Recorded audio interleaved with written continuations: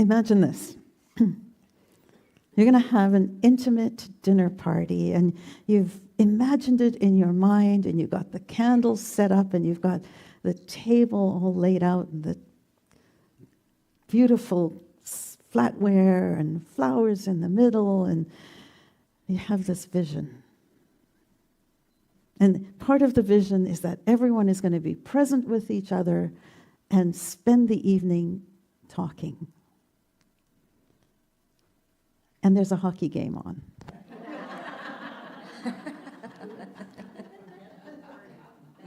And so, somebody decides they want to watch the game.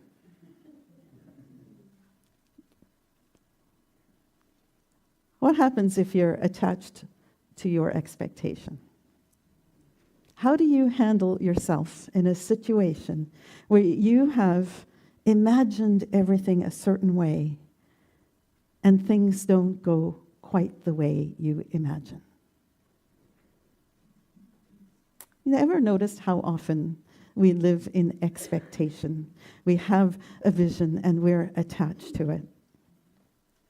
One of my seminal life stories is about a time when I was, it was New Year's Eve.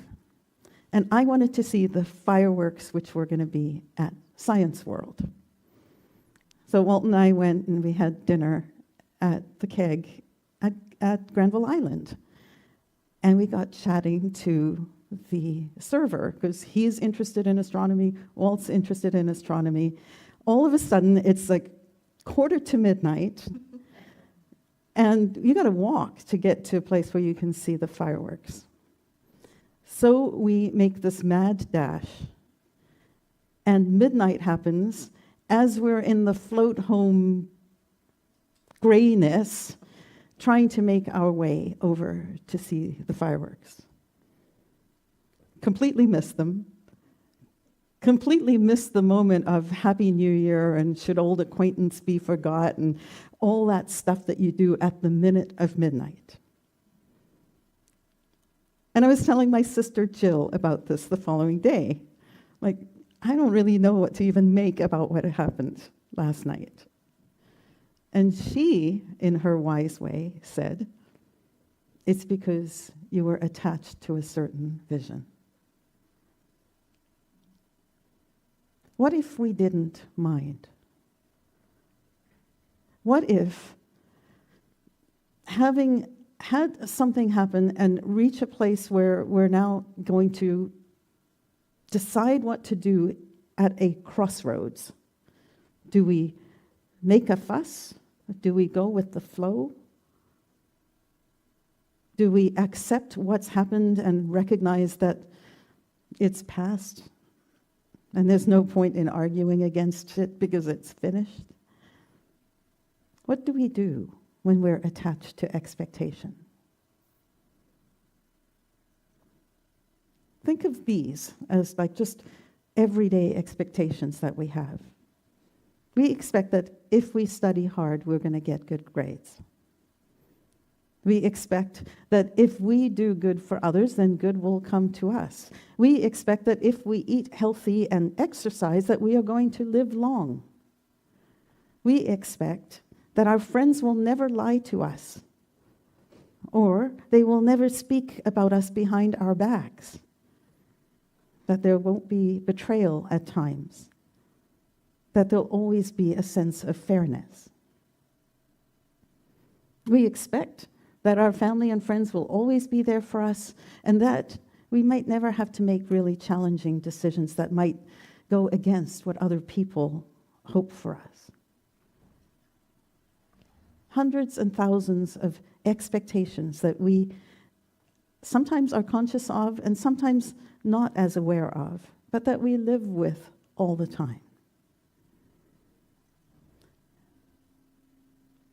One of mine, maybe the reason I became a minister, is that I believe that people should listen to me.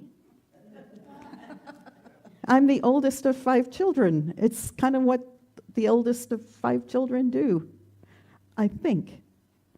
But what happens if they don't? What if they've got a different viewpoint and they're grown-ups and they're entitled to their own viewpoint. What do I do then? What could I do?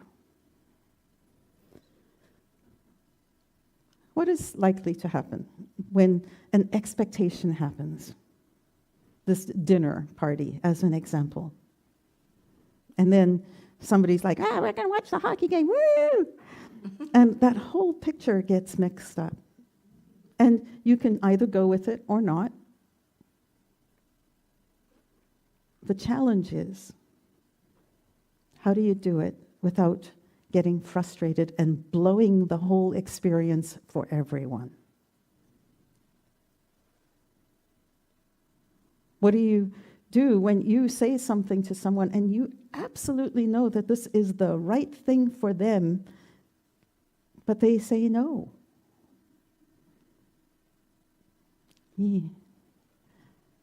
Chances are you're going to get upset.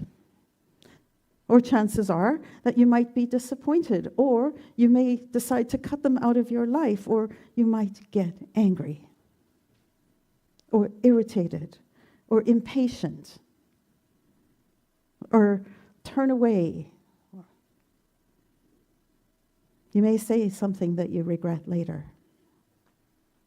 You may shut down, or fight, or flee, or freeze, or do too much or do too little to try and find a way to compensate and manage the situation.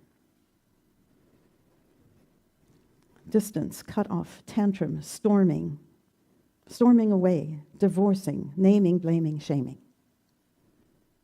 We've all done at least some of these in our life. Welcome to having a heartbeat. The problem with it, of course, is that this stress that we experience when we are disappointed has two negative effects at the very least. The first is that if somebody is upset, as an example, and then we get upset about their upset, now there's two of us upset. When we're upset, when we're stressed, when we're anxious, when we're any of those words, they all actually come down to the word stress or anxiety, if you prefer. What happens, other than the profound and real health effects on our body, is that we don't think clearly. We run into a place where we escalate things because they're upset, we're upset, we get upset at they're upset, now they're upset because we're upset, and everything blows up. And it can lead to profound consequences on our relationship with that person and sometimes with the people who are witnessing the interaction. On top of that, on top of the fact that we may say things that we don't like about ourselves, where we lose control and say things that we're sorry for down the way, there's another impact, and that is that we live in an interconnected world, and our feelings and our behaviors are contagious, if you will. Have you ever walked into a room and you can feel that there's like some kind of a tension in the room? Well, our goal is not to add to it, because what's true for us is true for everybody, that when we are anxious and angry and stressed, we don't make good decisions. We don't think clearly, we don't speak clearly, we can't take a breath and make a wise choice. We make an easy choice, and sometimes they're not the same thing. We fight, we flee, we freeze, or we do too much or too little, what I think of as fawning. But we live in an interconnected world. So if we can be the presence of peace and calm in a whirlwind of anxiety and stress, then our peacefulness will have the effect of calming everything down. Even if it's just a little, it will have an effect. And that means that not only will we stay true to who we are, but the entire situation may be influenced positively by our calm. That's a pretty great incentive to stay calm and be calm in the presence of a situation where expectations are not being met.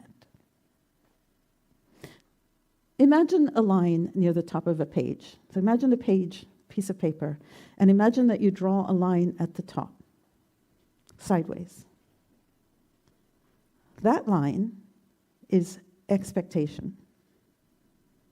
Now imagine that same page and another line at the bottom called reality. To the extent that we can get those lines closer together, we can reduce suffering, because it is in the gap between what we expect and what's actually happening that we suffer. And our goal, when we suffer, then we have that stress, we have that anxiety. So our goal is to manage ourselves in the face of expectations not being met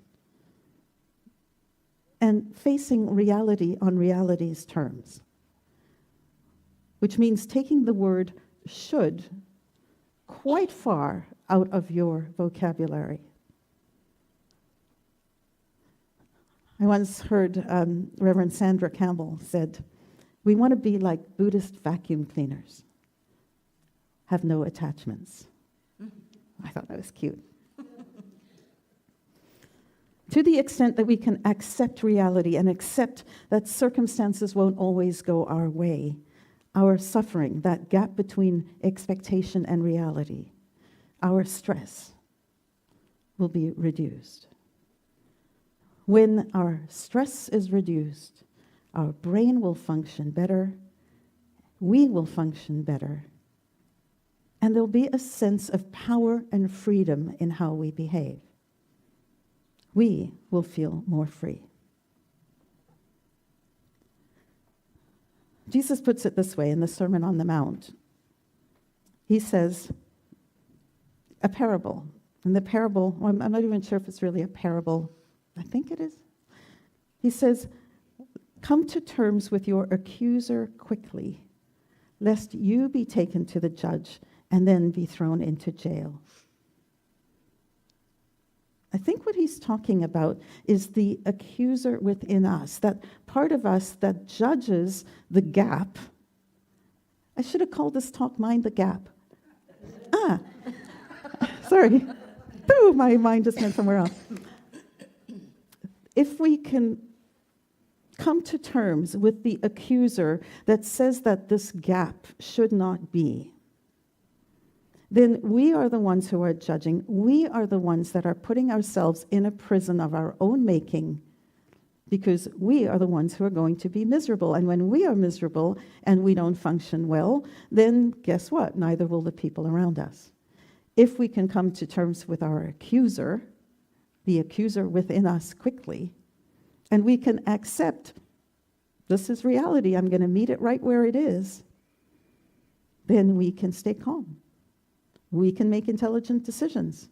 And the people around us are likely to be, if not at the least unchanged, then maybe even calmed a little bit by our presence. What's not to like about that? The problem is, it doesn't always work that way, does it? We are all people with imaginations, and we all have ideas about what others should do and how others should behave in certain situations. For example, a lovely dinner that people are coming to and the hockey game is on. Well, for some people, it's like, yeah, hockey. And for others, it's no, this person went to some trouble to create this event. Let's be present with them, as an example.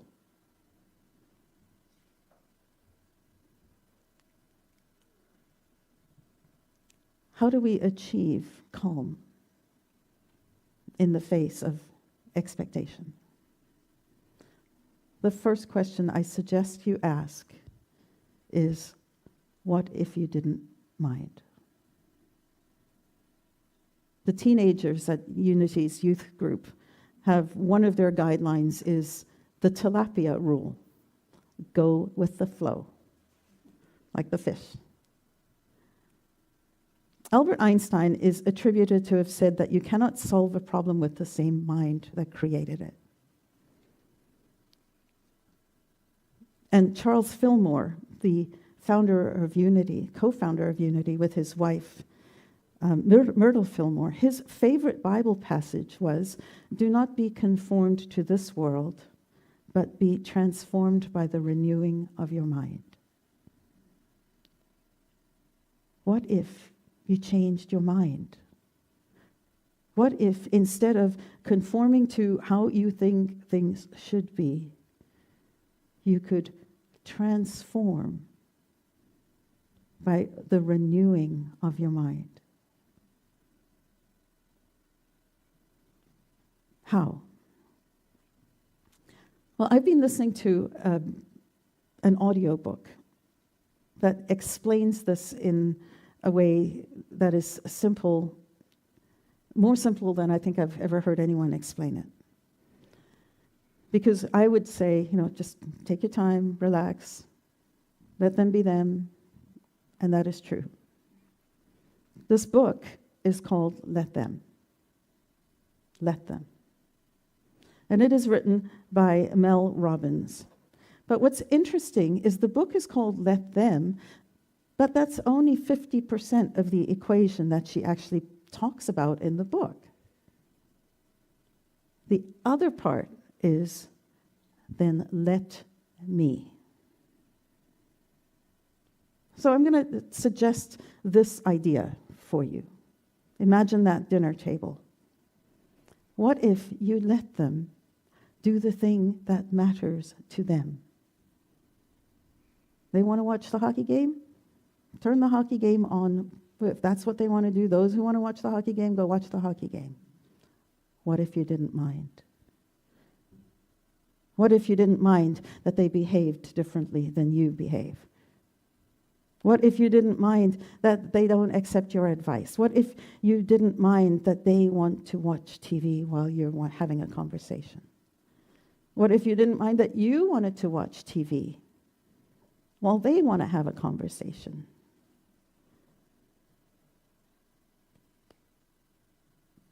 My suggestion with this idea of let them is to be an observer. You don't need to be attached. If people they're coming to your dinner party. Why? Because you want them to have an enjoyable time. If enjoyable time means watching the hockey game, God bless them. Go watch the hockey game. Catch you in whatever the breaks are. Become an observer. Rather than absorb all of this expectation, let it funnel through you. My friend Martha Creek says, be a funnel, not a sponge. You don't need to absorb. You need to observe. Then, when someone is upset, another example, someone's like in your face upset about something, or in someone else's, and you don't like how they're behaving. What if you let them have that experience? Think to yourself, that person has an opinion. That person's having a strong opinion. That person is really upset. That person behaves in a way I don't care for. And in all of those cases, let them. Sidney Harris, this is from the book Discover the Power Within You by Eric Butterworth. My favorite example out of this book. He writes, Sidney Harris, the distinguished news columnist, tells of visiting a Quaker friend for a weekend. Each evening he would walk to the corner with his friend to buy the evening newspaper. The man would be cheerful and pleasant, but the newsie would always reply with a grunt. Harris commented one night, "He's a mighty unpleasant fellow, isn't he?" The Quaker friend replied, "Oh, he's always like that." "But why are you so nice to him?" And the answer is a classic that reflects a deep understanding of Jesus' law of non-resistance. The Quaker said, "But why should I let him determine how I am going to act?" And that brings us to the second part of this formula that I'm going to suggest to you. And that is, let me. Let me respond in alignment with my values. Let me remove myself for a while until I can restore myself to calm and be the presence of calm in this situation. Let me consider what the wisest response might be, knowing that we have different expectations. This isn't always easy. But you keep your own power when you remember that when somebody is pushing your buttons, they are your buttons, not theirs. The real power is this. Rather than be conformed to the way that most people might be or might react, or the way you reacted in the past that often didn't serve you well, be transformed by the renewal of your mind. Okay, easy to do. Let's assume, easy to say, harder to do. Let's assume that we can buy into the idea of let them. We're going to let them be who they are, act how they are. You know, not my monkey, not my circus. And now we're going to resolve to let me. Well, how do you do that? When you're in a place where somebody has pushed your buttons, how do you get to the point where you can function again? Pause. Take a breath. I find it helpful to close my eyes, to kind of take myself visually out of wherever I am. Find a way to restore yourself. The meditation I did is one of those ways, where you breathe and then you notice that your brain is just firing on all cylinders and you resolve to go down beneath it and find a place of peace within you where you can be calm. Next, presence yourself. Become present to what is going on. Ask yourself, how would I be if I didn't mind? Put yourself in their shoes as part of presencing. You can put yourself in their shoes and ask this amazing question, which is the gift of the turnaround. When have I behaved in a way that is similar? Chances are there has been at least a time or two where I have been insensitive to the planning that somebody else has created and I just come storming with my own ideas. Chances are there's been at least a time or two in my life where I have snipped at someone or insisted on my own way or been impatient, just as that person who is just bugging them, but Jesus out of you right now, is doing. Grant them grace, just as you would wish that someone would grant you grace in that situation. And then think of that ladder or that graph that I just spoke about, those two lines. Expectation, reality, stress. How am I adding or de-escalating that stressful situation? How can I bring everyone to a place which is more calm? And if I can't, how can I bring myself to a place that is more calm?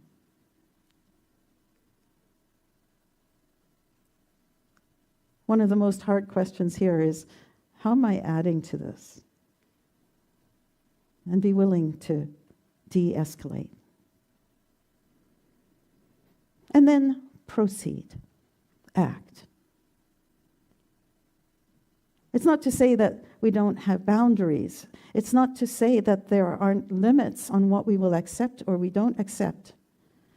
But when we have calmed ourselves down, when we have paused and we have presenced ourselves, now we can proceed intelligently with an action. It might be a request. It might be, I can't be in this relationship anymore. It might be any one of 100 creative things that you might be able to do.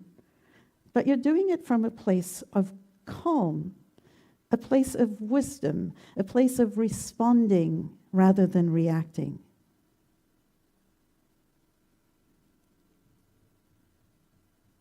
One of my instructors at seminary said, other people are not failed attempts at being you. And I loved that. He wasn't saying it to me, for the record. Other people are not failed attempts at being you. This is especially true for adults. People have the right to make their own adult choices, even if they aren't aligned with yours. We see this a lot politically these days. What if we didn't make it into something bigger? Pause. Let them have their political view.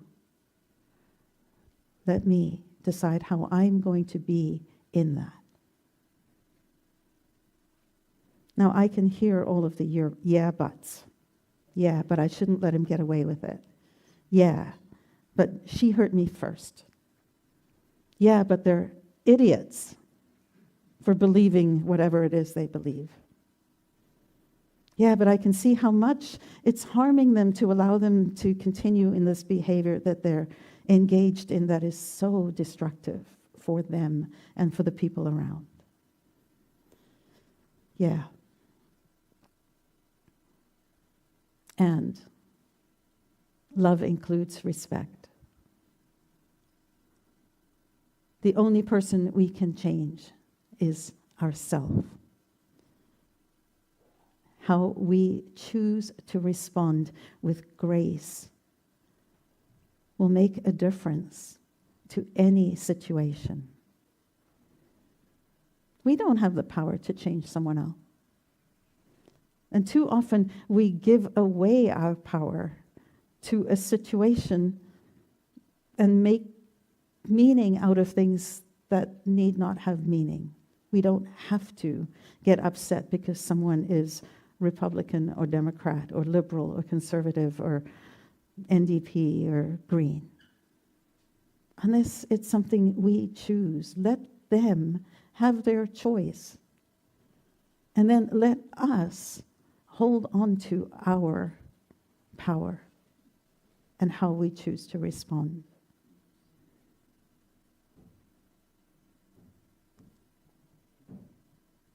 We don't like it when someone tries to do it to us.